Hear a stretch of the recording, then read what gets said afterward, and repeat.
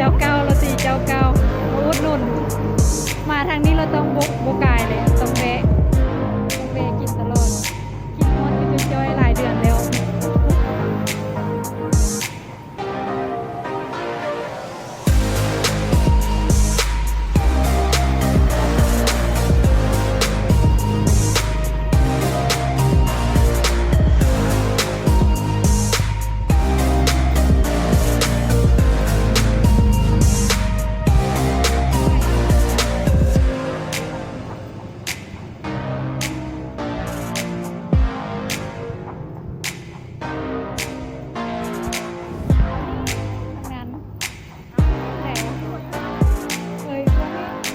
คิดว่าอยู่ลุ่มนะ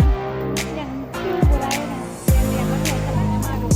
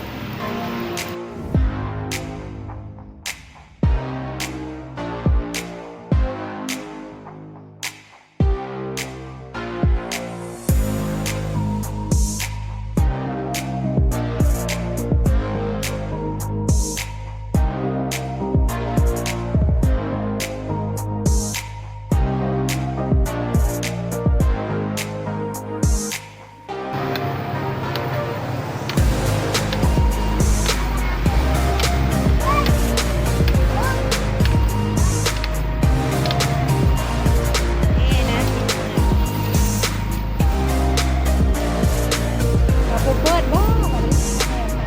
ถือว่าแถวนั้นแถวตลาดแนมก็คือ